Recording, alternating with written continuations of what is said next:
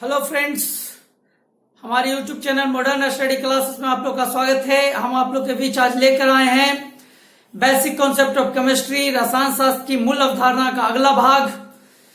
और ये तो 11th की बहुत इंपॉर्टेंट पॉइंट है ही, साथ ही कुछ भाग इसके 9th में भी देखने को मिलता है। ITI पॉलिटेक्निक में आपको इससे सवाल पूछे जा सकते हैं। तो अब हम लोग देखते हैं अगला भाग क्या है। अगला भाग है रसायन संयोग का नियम। प्रकृति का हर एक वस्तु जो है आपको क्या है, एक नियम पर आधारित होता है, एक नियम के अनुसार चलता है। केवल मनुष्य ही प्रकृति के नियमों को तोड़ने में लगा रहता है। ठीक है, तो यहाँ रासायनिक अभिक्रिया भी है, एक नियम के अनुसार चलती है। यानी एलिमेंट्स जो है, कंपाउंड जो बनाती है, तत्व जो यौगिक बनाती है, तो उसके लिए कुछ नियम पर आधारित होती है। वो नियम क्या क्या है वे देखिए। पहले ये जान लिए कि आपको एनसीईआरटी में मात्र 5 नियम का वर्णन किया गया है। द्रव्यमान संरक्षण का नियम, लॉ ऑफ कंजर्वेशन ऑफ मास। दूसरा स्थिर अनुपात का नियम, लॉ ऑफ फिक्स्ड प्रोपोर्शन। तीसरा गुणित अनुपात का नियम, लॉ ऑफ मल्टी प्रोपोर्शन। चौथा गे-लुइसेक का नियम, गे-लुइसेक्स लॉ। और पांचवा अवगाडोस का नियम, अवगाडोस लॉ।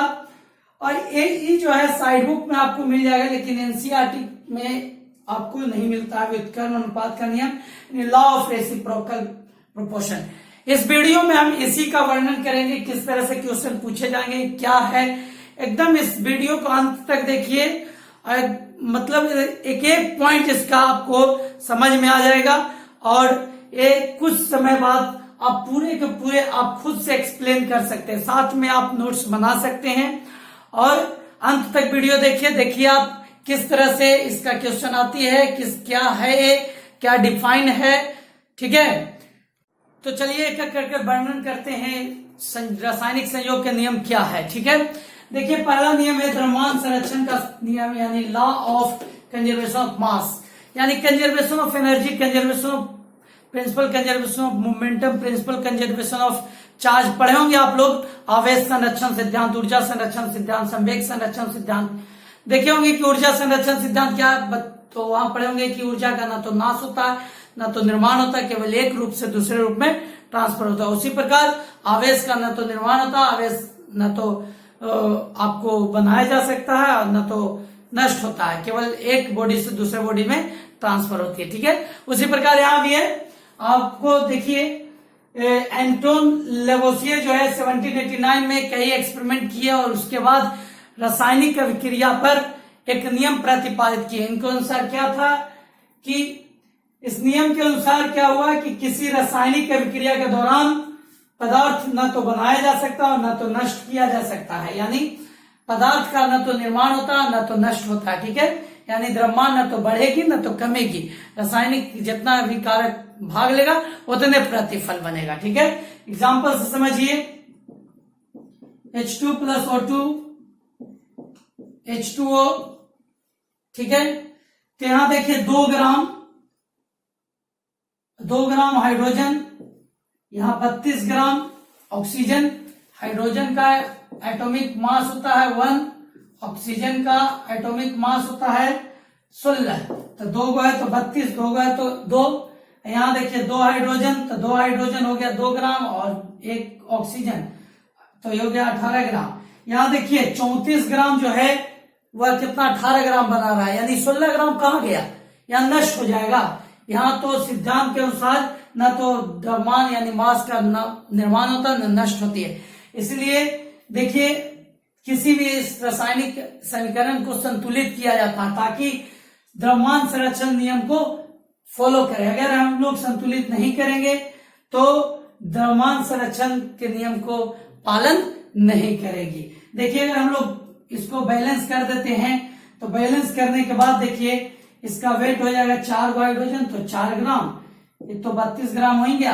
यहाँ देखिए 4 हाइड्रोजन 2 ऑक्सीजन, यानी यहाँ हो जाएगा 2 32 और 4 36 ग्राम। तो देखिए यहाँ 36 ग्राम रिएक्टेंट है, 36 ग्राम प्रोडक्ट बना, यानी सम ऑफ रिएक्टेंट यानी अभिकारक is equal to sum of product यानी प्रतिफल। प्रतिफल कहिए या उत्पाद बोलिए, ठीक है। तो जो रासायनिक अभिक्रिया में भाग लेते हैं उसी को अभिकारक या रिएक्टेंट कहते हैं, जो बनती है उसको प्रोडक्ट या प्रतिफल कहते हैं, ठीक है। तो यहां देखिए जितने प्रोडक्ट का मास है उतने उत्पाद का मास। इससे रिलेटेड कुछ क्वेश्चन आपको आ सकती है कि कार्बन प्लस ऑक्सीजन जो है कार्बन डाइऑक्साइड बना रही है, ठीक है। तो अगर दे दिया जाएगा आपको कि यहाँ 88 ग्राम कार्बन डाइऑक्साइड बन रही है, ठीक है, 88 ग्राम कार्बन डाइऑक्साइड बन रही है, जिसमें 24 ग्राम जो है कार्बन भाग ले रहा है, 24 ग्राम कार्बन भाग ले रहा है, तो कितने ग्राम ऑक्सीजन होंगे, तो कितने ग्राम ऑक्सीजन होंगे। तो यहाँ देखिए मान लीजिए कि x ग्राम ऑक्सीजन है, तो 24 plus x is equal to 88, यानी sum of reactant is equal to sum of product. तो यहाँ कितना हो जाएगा x 88 माइनस 24, यानी आपको 4 आई हो गया 6 64 ग्राम, यानी 64 ग्राम जो है आपको क्या होगा, कार्बन होगी। 64 ग्राम क्या होगी, कार्बन होगी। क्लियर। अब अगला रासायनिक संयोग के नियम को समझते हैं। देखिए अगला है स्थिर अनुपात का नियम, लॉ ऑफ फिक्स्ड प्रोपोर्शन। इस नियम किसके द्वारा दिया गया, जोसेफ प्रॉस्ट द्वारा, जो एक फ्रांसीसी रसायनज्ञ थे। याद रखिएगा लेवोसियर जो पहले रसायन शास्त्र के पिता कहे जाते हैं, जो पहले रासायनिक संयोग के नियम दिए हैं, वह भी फ्रांसीसी ही थे। याद रखिएगा ये पॉइंट। देखिए इनके अनुसार क्या है, किसी यौगिक में तत्वों के द्रव्यमानों का अनुपात सदैव एक समान होता है। मतलब कोई भी अगर यौगिक का फॉर्मेशन होता है उसमें तत्व जो होते हैं वह द्रव्यमान के हिसाब से हमेशा एक स्थिर अनुपात में होते हैं, ठीक है। जैसे देखिए फॉर एग्जांपल हम आपको बताते हैं कैल्शियम कार्बोनेट। कैल्शियम कार्बोनेट में कैल्शियम कार्बन और ऑक्सीजन का अनुपात देखिए। कैल्शियम का एटॉमिक वेट होता है 40, कार्बन का 12, ऑक्सीजन का 16, ठीक है। तो कैल्शियम यहाँ 1 है, तो कैल्शियम हो गया कितना 40, हाइड्रोजन भी 1 12, ऑक्सीजन 3, तो ऑक्सीजन 3, तो यहाँ कितना हो जाएगा 3 गुने 16 यानी 48। अगर इसको सिंपल करेंगे तो 4 से 10 बार में, 4 से 3 से 12 चौक 48, यहाँ हो गया 10 रेशियो 3 रेशियो 12। यानी देखिए कैल्शियम कार्बोनेट को या तो प्राकृतिक रूप में प्राप्त कीजिए या संश्लेषित, यानी या तो इसको प्रयोगशाला में बनाइए, किसी भी मेथड से इस जो कैल्शियम कार्बोनेट मिलेगा उसमें कैल्शियम कार्बन ऑक्सीजन का अनुपात हमेशा एक समान होगा, 10 रेशियो 3 रेशियो 12। इसी प्रकार जल देखिए, जल H2O, तो हाइड्रोजन और ऑक्सीजन का अनुपात जो इसमें होगा, जैसे देखिए हाइड्रोजन एक 2 को है, हाइड्रोजन का वेट जो होती है एक होता है एटॉमिक वेट, तो यहाँ हो गया 2 को, तो 2 ग्राम 2 रेशियो यहाँ 16, ऑक्सीजन का 16 1 रेशियो 8। सिंपल। तो जल जो है या तो सी वाटर हो, ग्राउंड वाटर हो या रेन वाटर हो, तो जल जहां से लीजिए उसमें हाइड्रोजन ऑक्सीजन का अनुपात 1:8 ही होगा, एकदम फिक्स है, ठीक है। इसमें कुछ क्वेश्चन इस तरह से पूछे जा सकते हैं, जैसे आपको पूछे जाएंगे कि 32 ग्राम ऑक्सीजन कितने ग्राम हाइड्रोजन से अभिक्रिया करेगा, ठीक है। मतलब 32 ग्राम ऑक्सीजन कितने ग्राम हाइड्रोजन से अभिक्रिया करेगा। तो देखिए सिंपल है, यहां हाइड्रोजन और ऑक्सीजन का वेट का अनुपात हम क्या बोले, 1:8, 1:8। तो यहां वेट ऑफ हाइड्रोजन निकालना है, x मान लीजिए, हाइड्रोजन कितना है निकालना है, x मान लीजिए। ऑक्सीजन का वेट 32 दिया हुआ है, 1/8, ठीक है, 8 को 32, यहां क्या हो जाएगा x = 4 ग्राम, यानी 4 ग्राम आपको हाइड्रोजन जो है 32 ग्राम ऑक्सीजन से अभिक्रिया करके जल बनाएगा। क्लियर। अब देखिए इस तरह से और भी क्वेश्चन पूछे जा सकते हैं, जैसे आपको क्वेश्चन देते हैं, क्वेश्चन रहेगा आपका कि 5 ग्राम हाइड्रोजन कितने ग्राम ऑक्सीजन से संयोग कर जल बनाएगा। क्लियर। तो यहां देखिए हाइड्रोजन बटे ऑक्सीजन हमेशा एक समान अनुपात होगा। हाइड्रोजन का वेट बटे ऑक्सीजन का वेट 1:8। तो हाइड्रोजन का वेट 5 बटे यहाँ x, ऑक्सीजन का निकालना x मान लीजिए। तो x इक्वल टू कितना है 40 ग्राम। 40 ग्राम ऑक्सीजन जो है 5 ग्राम हाइड्रोजन से रिएक्ट होगा। ठीक है, अब हम लोग चलते हैं तीसरा रासायनिक संयोग के नियम पर। तीसरा रासायनिक संयोग का नियम डाल्टन द्वारा 1803 में दिया गया है। इसका नाम है गुणित अनुपात का नियम, लॉ ऑफ मल्टीपल प्रोपोर्शन। देखिए इसके अनुसार क्या है, यदि दो तत्व संयोजित होकर एक से अधिक यौगिक बनाते हैं, दो तत्व संयोजित होकर एक से अधिक यौगिक बनाते हैं, तो एक तत्व के समान द्रव्यमान के साथ दूसरे तत्व के संयुक्त होने वाले द्रव्यमान छोटे पूर्णांक के अनुपात में होते हैं। देखिए एग्जांपल से समझिए, यदि दो तत्व हाइड्रोजन ऑक्सीजन लेते हैं, एक बनाए जल एक यौगिक, और मतलब हाइड्रोजन ऑक्सीजन जो है दूसरा तत्व यौगिक बना दिया H2O2। ठीक है, देखिए हाँ बोला कुछ कि यदि दो तत्व संयोजित होकर एक से अधिक यौगिक बनाते हैं, तो एक से अधिक यौगिक बनाया है, एक जल बनाया, हाइड्रोजन ऑक्सीजन दो तत्व है, हाइड्रोजन ऑक्सीजन दो तत्व, एक जल बनाया, एक जगह हाइड्रोजन पर ऑक्साइड। ठीक है, तो देखिए इसको बैलेंस कर देते हैं। सबसे पहले देखिए यहां आपका हाइड्रोजन जो है 4 ग्राम है, ऑक्सीजन 32 ग्राम है। ठीक है, यहां जो हाइड्रोजन है वो है कितना 2 ग्राम, यहां ऑक्सीजन जो है 16 ग्राम। तो ऑक्सीजन कितना है 16 दूनी 32 ग्राम। क्लियर।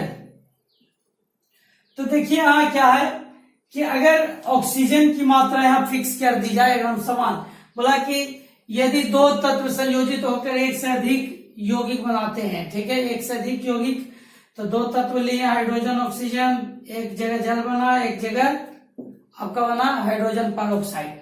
अब देखिए इस संयोजित होकर दो एक से अधिक यौगिक बना रहे हैं, तो यहां देखिए फिर बोला तो एक तत्व के समान द्रव्यमान के साथ, एक तत्व कोई भी लीजिए, या तो हाइड्रोजन या तो ऑक्सीजन, जिसका समान द्रव्यमान होना चाहिए। ठीक है, होने के साथ दूसरे तत्व के संयुक्त होने वाले द्रव्यमान छोटे अनुपात में होते हैं। जैसे देखिए ऑक्सीजन की मात्रा यहाँ 32 ग्राम है, तो इस समान द्रव्यमान के साथ एक जगह हाइड्रोजन मतलब हाइड्रोजन जो है 4 ग्राम जुड़ रहा, एक जगह 2 ग्राम।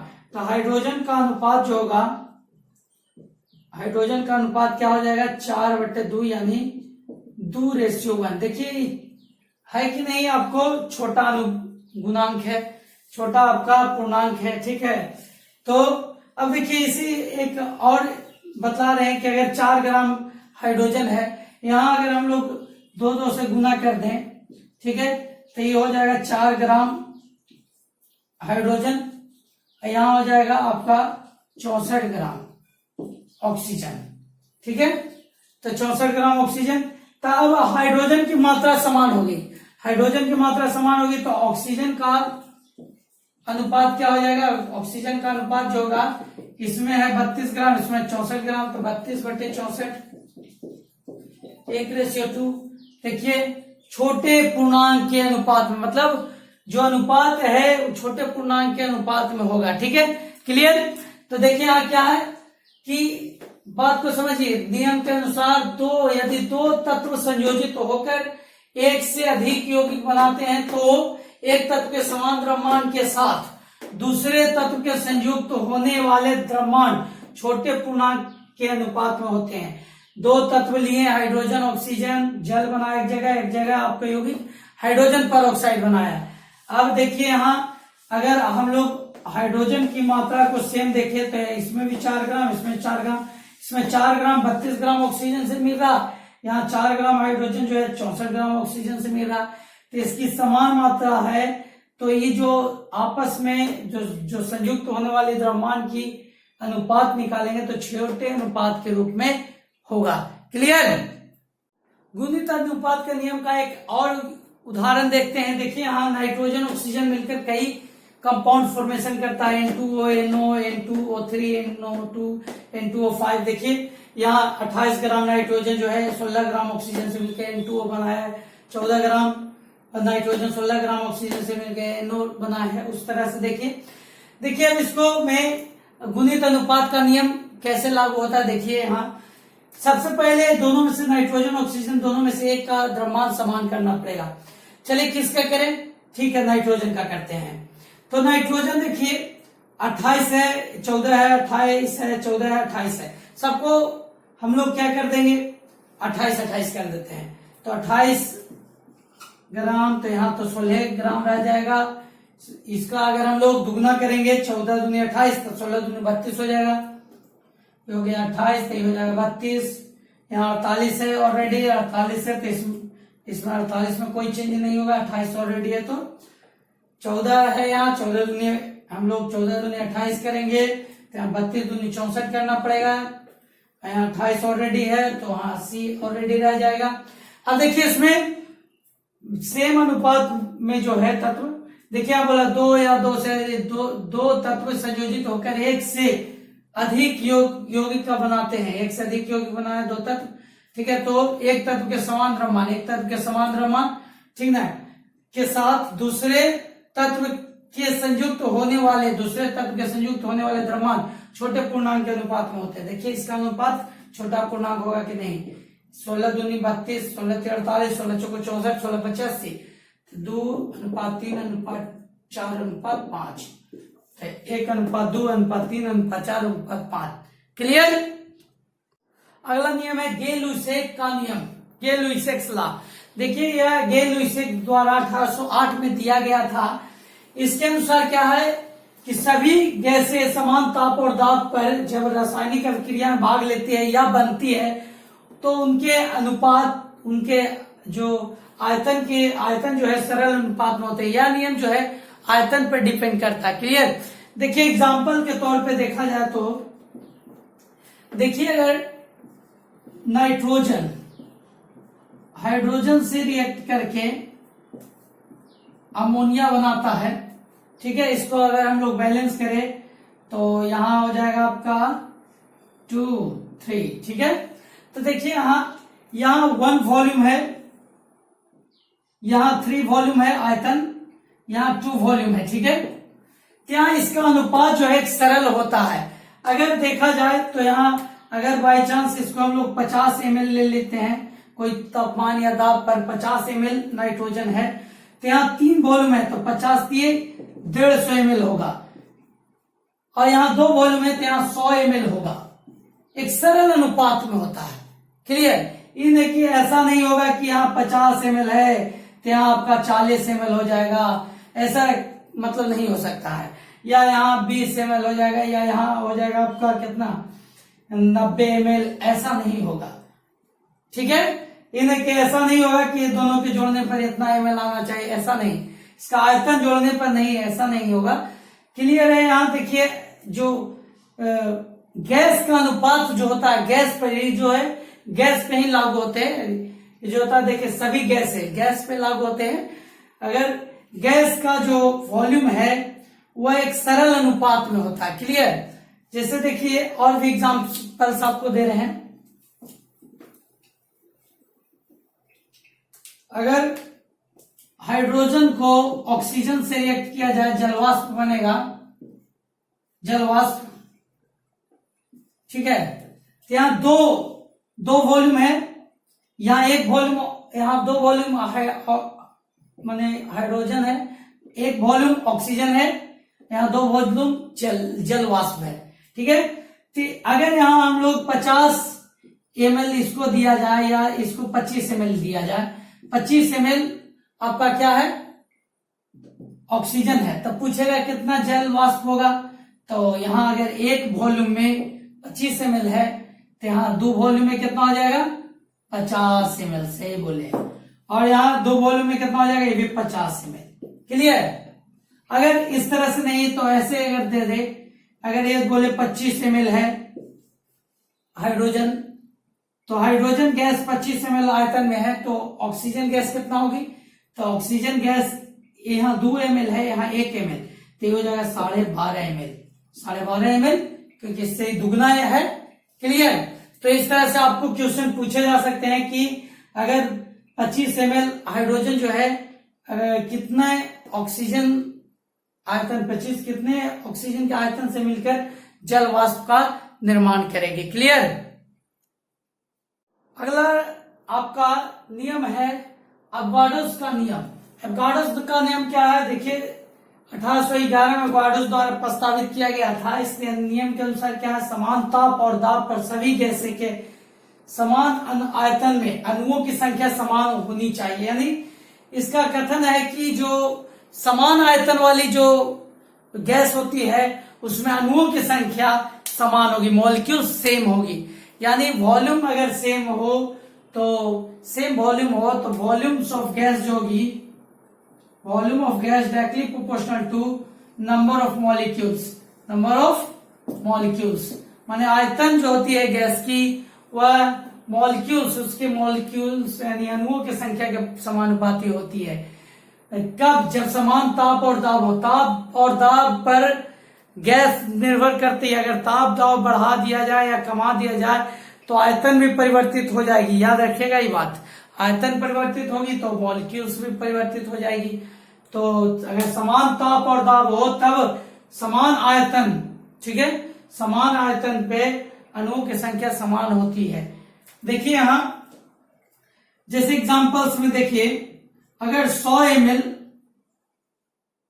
ml ऑक्सीजन है O2, इसमें अणु की संख्या 100, x अणु हो, अणु कितना है? x अणु हो। ठीक है। तो अगर मान लीजिए 100 समान ताप और दाब पर 100 ml N2 लेंगे तो इसमें भी अणुओं की संख्या 1 से होगा। अगर 100 ml में जलवाष्प लेंगे तो इसमें भी अणुओं की संख्या 1 ही होगा। लेकिन अगर 50 ml N2 ले लें तो 50 ml लेंगे तो यहां पर देखिए 100 ml में x तो 50 ml में XY2। अगर हम लोग 200 ml H2 लेंगे, समान और ताप और दाब पर, समान ताप और दाब समान होना चाहिए, याद रखिएगा।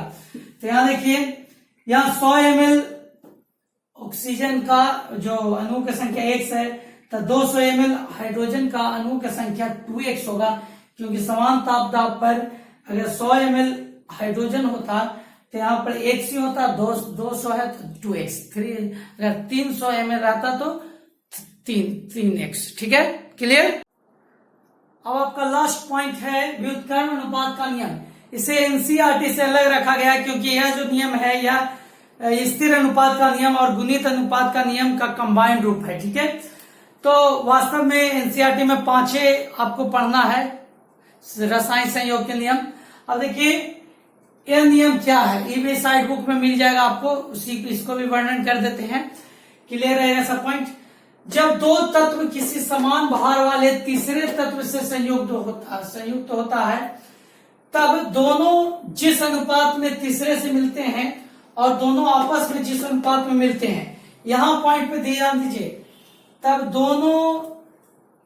दोनों जिस अनुपात में तीसरे से मिलते हैं और दोनों आपस में जिस अनुपात से मिलते हैं, ये दोनों का अनुपात जो है उनका अनुपात एक छोटा पूर्ण संख्या होगा। ठीक है। देखिए एग्जाम्पल के तौर पे देखिए, कार्बन और सल्फर। कार्बन सल्फर जो है एक तीसरे कंपाउंड ऑक्सीजन से संयोग करके कार्बन जो संयोग करेगा कार्बन डाइऑक्साइड, सल्फर करेगा तो सल्फर डाइऑक्साइड। ठीक है। यहां जो है कार्बन ऑक्सीजन का जो अनुपात है, कार्बन 12 ऑक्सीजन हो जाएगा 16 दूनी 32, यहाँ सल्फर 32 होगा और यहाँ ये भी 32 हो जाएगा, ऑक्सीजन भी 32, सल्फर का एटॉमिक वेट होता है 32। ठीक है ना। ऑक्सीजन का 16 तो 2 है तो 32, 16 दूनी 32। देखिए ये दोनों आपस में जो कंबाइंड होंगे CH2 बनाएंगे तो यहाँ कार्बन 12 और सल्फर कितना हो जाएगा 64। ठीक है। क्या बोला? दोनों, मतलब यहां पे बोला दो तत्व किसी समान भार वाले तीसरे तत्व से, यहां देखिए दो तत्व कार्बन सल्फर समान भार यानी 32 gram oxygen 32 gram oxygen 32 gram oxygen से सल्फर मिल रहा, 32 ग्राम ऑक्सीजन से कार्बन मिल रहा है। ठीक है, संयुक्त होता है तो दोनों तत्व जिस अनुपात में तीसरे से मिलते हैं, मतलब यह 12 के अनुपात 32 के अनुपात में मिले, इसके अनुपात, और दोनों आपस में जिस अनुपात में मिलते हैं, जो आपस में मिलते हैं उनका अनुपात एक छोटा पूर्णांक होता है। ठीक है, यानी जो है 32 ग्राम ऑक्सीजन से कार्बन एंड सल्फर का अनुपात क्या हो जाएगा? 32 ग्राम ऑक्सीजन समान भार वाले, समान भार है ना तीसरा तत्व ऑक्सीजन का, तो कार्बन और सल्फर का अनुपात क्या हो जाएगा? कार्बन 12 सल्फर 32 सल्फर 32 यानी कितना हो गया आपका? 3 4 18 3:8। ठीक है, अब देखिए, अब इसको देखिए दूसरा पॉइंट, दोनों आपस में जिस अनुपात में मिलते हैं, तो आपस में सी एंड एस कार्बन और सल्फर का अनुपात क्या हो जाएगा? कार्बन 12 और सल्फर 64। अगर इसको काटेंगे तो कितने से कटेंगे? 4 से 3 और 4 से कट जाएगा 16 चौको 64, 3 बाई 16। अब देखिए बोला क्या चाहिए, उनका अनुपात एक छोटा पूर्णांक होता है, यानी इसका अनुपात और इसका अनुपात एक छोटा पूर्णांक होगा। देखिए यहां आपका आया है 3/8, यहां आया 3/16, यहां आया था 3/8, यहां आया 3/16। इसका अनुपात जो है एक छोटा पूर्णांक होगा, दो आएगा ना, एक छोटा पूर्ण संख्या है, दो आया कि नहीं? तो ये देखिए आपको क्या हो गया? व्युत्क्रमण अनुपात का नियम। क्लियर? तो एक बार इसको पढ़ लीजिए, समझ लीजिए, अगर नहीं समझ में आया तो फिर से वीडियो रिपीट कर लीजिए, और आप लोग नहीं तो बना के देखिए। जैसे कार्बन ले लीजिए और एक मान लीजिए आपको कोई भी, जैसे ऑक्सीजन ले लीजिए, सल्फर ले लीजिए, ऑक्सीजन ले लीजिए, सल्फर ले लीजिए, और किससे रिएक्शन कराइएगा? हाइड्रोजन से कराइए। क्लियर? ऑक्सीजन ले लीजिए, सल्फर ले लीजिए, हाइड्रोजन से कराइए तो H2S, ये आपस में बनाएगा SO2, आपस में बनाएगा SO2। यहाँ आपका यहाँ 2:16, यहाँ 2:32, यहाँ आपका हो जाएगा कितना? 32 अनुपात क्या हो गया?